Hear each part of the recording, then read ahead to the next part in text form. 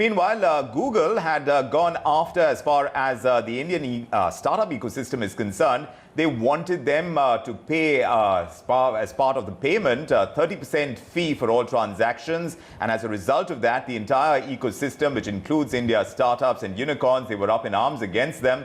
But now Google seems to be extending an olive branch. They are holding these one-on-one meetings with these startups to find out what lies at the center of the problem and how they can be resolved, because India is a very important market for Google, and we're talking about outreach programs that are going out to the likes of PhonePe and BharatPe and RazorPay. My colleague Nayantara Rai has exclusive details on this story, and she's joining us with those. Nayantara.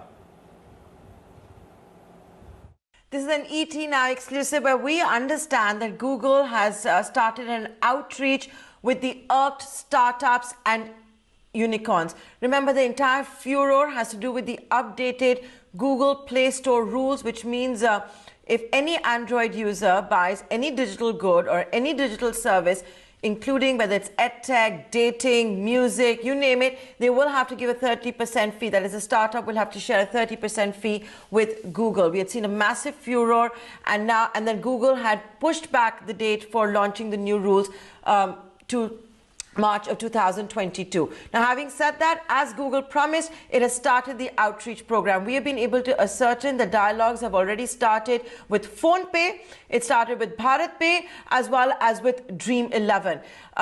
In fact, it's not the Google India leadership which is spearheading this. We're being told by our sources it's being done by Google's global leadership. The global leadership is actually fixing these meetings.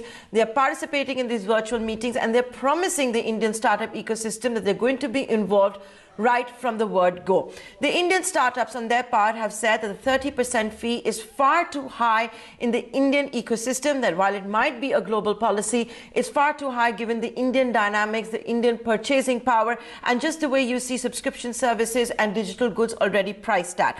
So that's one problem that the ecosystem has. The second one has to do with the payment system and the options that are offered by the Play Store for making purchases. It has so far excluded, for example, third-party e-wallets, and that has been another representation so far that has been made. We did, of course, reach out to Google. Google has confirmed to ET Now that these listening workshops have indeed started. So all I can say is interesting days ahead of us. It's Google's global policy. You've seen the Indian startups come together. It's going to be interesting to see if there's going to be any compromise. So far, you've seen a pushback on the date for the Play Store being updated. In times, indeed, the market is very important for Google, the Indian market, and we'll exactly find out how this is going to play between Google and its startups, the ones that are using Play Store. Meanwhile,